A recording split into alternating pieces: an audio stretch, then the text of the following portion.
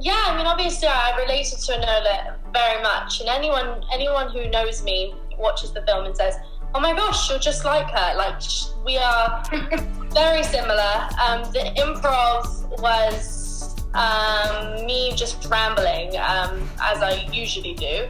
And, luckily Harry Bradbury kept it in, but it was just kind of the things that popped to my brain, because we are very similar in the way that we're very emotional, very connected to our mothers, very family orientated, Enola, in the beginning of the film, is so excited to see her brothers that she, hasn't seen in years and years and years, and obviously it goes terribly wrong, and yet she remains very optimistic, which is kind of the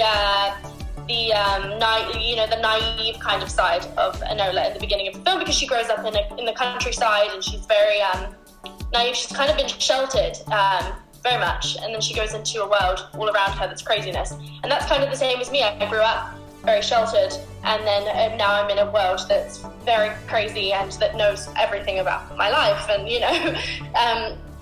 so I could relate to the character very much in many different ways. And I learned lots about her. I learned lots from reading about her and playing her and watching her. I learned that being alone isn't all that bad, and when you take the time, I think what Helena said is, when you take care of yourself first, you get to learn so much more about yourself.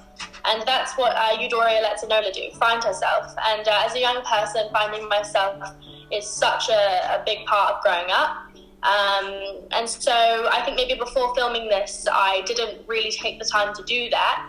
And during quarantine, I have really taken the time to learn more about myself and find the things that I want to do in life. And as I'm only 16, it's very important for me to take that time to care for myself. And I learned that about Enola. She took that time, and she wanted to find herself. She was willing to find herself, and that's what I learned, is that I was willing to find myself as well.